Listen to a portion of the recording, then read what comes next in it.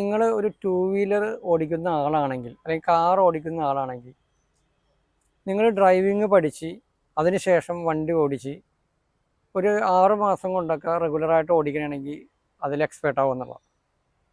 അതിൽ എക്സ്പേർട്ട് ആയിക്കഴിഞ്ഞാൽ ഉറപ്പായിട്ടും ബോധമനസ്സിലൂടെ നടക്കുന്ന ആ പ്രവൃത്തി സബ് കോൺഷ്യസ് മൈൻഡ് ഏറ്റെടുത്തു കഴിഞ്ഞാലുള്ള ബെനിഫിറ്റ് എന്താണെന്ന് വെച്ചാൽ നമ്മളുടെ ബോധമനസ്സ് എപ്പോഴെങ്കിലും വണ്ടി ഓടിക്കുന്നതിൽ അശ്രദ്ധ കാണിച്ചാൽ സബ് കോൺഷ്യസ് മൈൻഡ് വണ്ടി ഓടിക്കും എന്നുള്ളതാണ്. നിങ്ങൾക്ക് എന്തായാലും നിങ്ങൾ നന്നായിട്ട് ഡ്രൈവ് ചെയ്യണവരാണെങ്കിൽ ഈ ഒരു എക്സ്പീരിയൻസ് നിങ്ങൾ സ്വയം ചിന്തിക്കുമ്പോൾ മനസ്സിലാവും. നമ്മൾ വണ്ടി ഓടിച്ചുകൊണ്ടിരിക്കുമ്പോൾ എപ്പോഴൊക്കെയോ എന്തൊക്കെയോ ആലോചിച്ചുകൊണ്ട് വണ്ടി ഓടിക്കണ്ടാവും. പക്ഷെ കറക്റ്റായിട്ട് സിഗ്നലെത്തിയപ്പോൾ നമ്മൾ സിഗ്നലിൽ വണ്ടി നിർത്തി കറക്റ്റായിട്ട് പോകേണ്ട റൂട്ടിലെത്തി, നമ്മൾ സമയം പോയത് അറിഞ്ഞില്ല. അതുപോലെ ചിലവർ ഫോണിൽ സംസാരിച്ചുകൊണ്ട് ഓൾറെഡി വാഹനം ഓടിക്കും. അപ്പോഴും ഫോണിൽ സംസാരിക്കുമ്പോൾ അങ്ങേ തലക്കിൽ നിൽക്കുന്ന ആളിലേക്കാണ് നമ്മളുടെ ശ്രദ്ധയെങ്കിലും വണ്ടി ഓടിക്കണേ